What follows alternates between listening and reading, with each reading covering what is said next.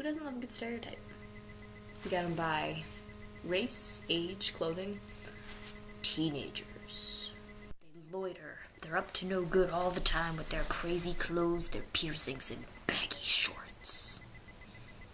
Old people drive slower than and as well as anyone would on a Monday at 3 a.m. on 2 hours of sleep with no coffee. If you wear black too much, you're emo. You wear too much pink or you pop your collar, you're a prep. You forget a belt on your 4 sizes too big pair of jeans, and you're trying to be gangster.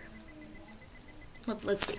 In a typical crowd of people my age, you're going to be classified, whether you're happy with it or not.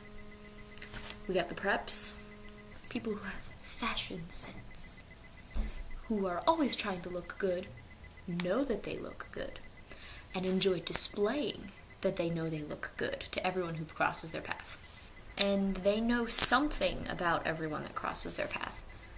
Or at least they think they do. And if they don't know something about you, they'll still find something to gossip about. Like what you ate for lunch yesterday, how you answered a question in class, what you're wearing, who you're seen with. Then there are the goths and the emos. I know, they're not the same thing, and I know that there are people that would kill me for classifying them together, but I'm gonna save some time here. They're the ones that you would lose if you were to step into a dark room with them. Couldn't spot them, 'cause they never wear any color. The only time they wear color is if it's overpowered by masses of black.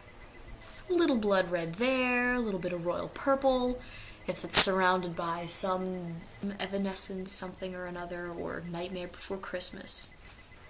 Very antisocial.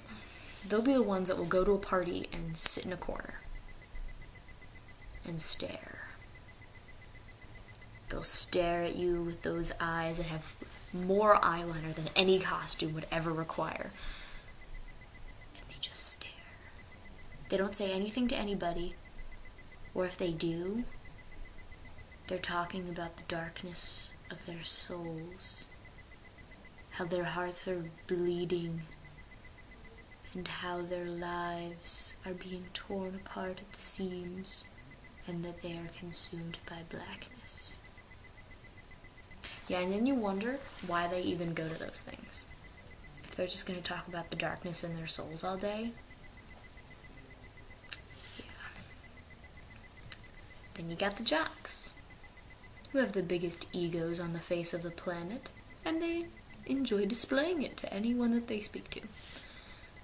Then there are the band and the choir geeks, who are constantly singing, humming, or talking about something musically related, even if they're not in a rehearsal and they don't even need to. Most of their lives are consumed by rehearsals, and when they're taken out of a rehearsal and put into a normal social environment, they get kind of obnoxious. That goes for theater kids too. I mean, you try to talk to them and they're really in your face and really out there. I say, dude, leave that at the curtain. When you're in a character, that's okay on stage, but give it a rest. Then you got the nerds. The ones that kind of stand out as being a bit awkward. Don't really know how to talk to people, but they're the ones that will be having great lives later because they have no life now. Because they sit at home, study to get good grades, computers are fun for them. They're always talking about something computer or gaming or anime related. The sluts. We're just nice to look at, but don't really have much else going for them. Yay for boobs and overexposure! Yay for no studying! Yay for when you get saggy and your less than nothing clothing just kinda doesn't work anymore and you realize, oops, I didn't have a backup plan for the rest of my life because I can't be an iToy now. Yeah. They're the ones that are fun to see at the high school reunions. Yep. Oh, art kids. They're an interesting breed because they come in so many types. Sometimes they're really brainy looking. You can just see that something really deep is going on in them at all times. Or they're really spaced out all the time because the only thing that is going on in their heads are the swirling colors of pot and coke. And, well, their clothing's always really interesting because it's usually a mess. Like, there's always paint on every single article of clothing that they own, or they have graphite and charcoal on their hands that never seems to wash off. And it seems like the only kind of brush that they own is the kind that goes on a canvas, not their hair.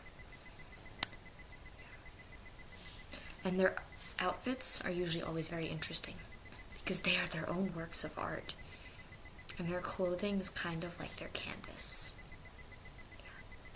Now I have a question for you. I know that there are a lot more stereotypes that I didn't mention, but I just covered some of the basics. And what happens to people that don't fit in a specific category? Do they become social outcasts? I gave you a prime example. Myself.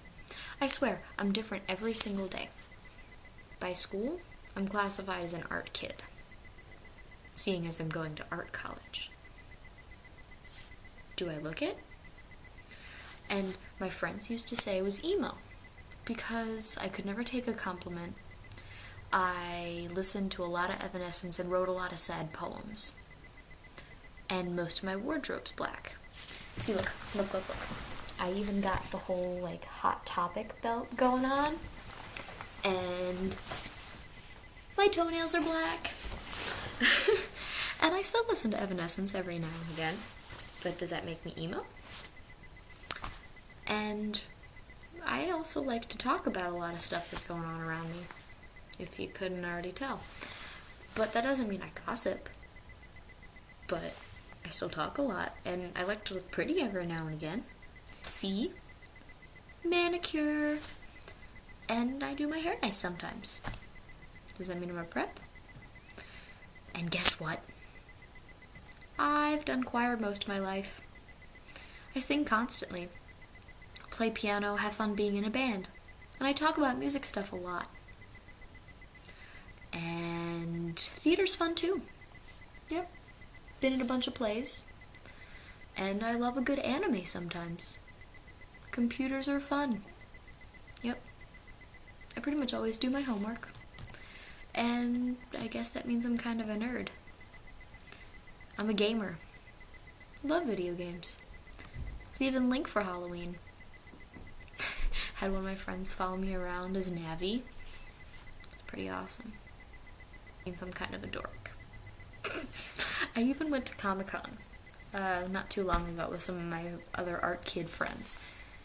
Yeah, I took pictures of my friends with the Jedi and Stormtrooper cosplayers, and we cosplayed. Just a little bit. We picked costumes that we could get away with being normal if no one else was dressed up. Like me. I was Misa from Death Note. I could just be a goth chick for a day. No one would know. And well, we get on the train to go to Comic-Con, and we got people staring at us. They're looking at us kind of funny. Like they want some kind of explanation as to why we're dressed that way. And one person says to another, "They're art kids." Oh. Like that explained it all. We're art kids, so we're expected to dress weird. Wow. I guess the only thing that I don't have going for me is the jock thing. Or the slut thing. I'm pretty well covered, and I couldn't play any sport that you asked me to. I'm awful. So does that mean that I'm an art, theater, choir, nerd, goth, emo, prep geek? Teenagers are too confusing. I think I'm happy with being abnormal.